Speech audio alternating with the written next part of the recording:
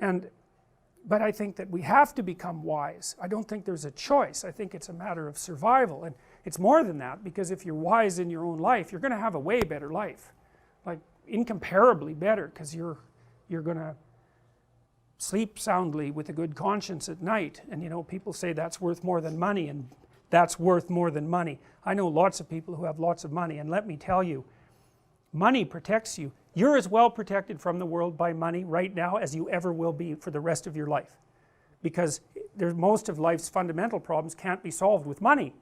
You know, like rich people get divorced, they have affairs, their children get sick, they have all the problems you have, and that's partly because you're already rich. And so you might think that if you had a bunch more money things would be better, but it's just not true. In fact, in some ways they might be worse, because money can open up the possibility of all sorts of temptations to you that you just can't afford at the moment. So, well, so like economics, we've already solved that problem fundamentally, and we're rapidly solving it everywhere in the world, right? I mean, the world economy is growing so damn fast that you can't even imagine how you could possibly make it grow any faster. It's crazy. We've lifted hundreds of millions of people out of poverty in the last 15 years, you know. The UN set a goal by 2015, I think it was to cut poverty by half, if I remember correctly, and they reached it 2 years early, you know. It's like, it's unbelievable. So, well, so then I started to try to understand what it might be to live, and really what I was looking for was not so much to live a life that was wise, but at least to live a life that wasn't pathologically unwise.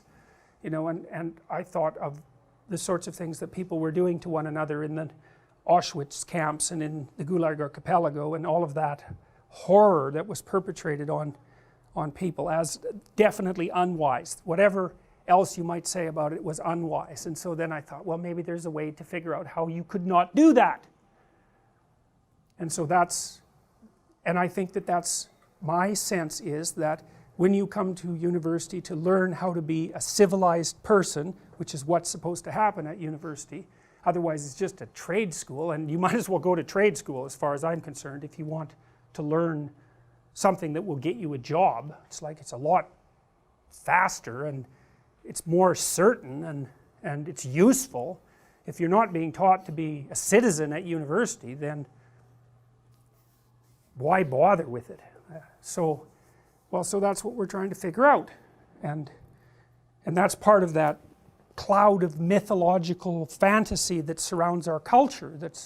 It's part of its deep history that we're trying to, you know, if you grapple with the humanities and with art and all of that, that you're trying to master and incorporate and pull into you, so that you're situated properly in history, and you're not just floating in the void of you know, this tiny individuality that's divorced from everything else. You're weak in that circumstance,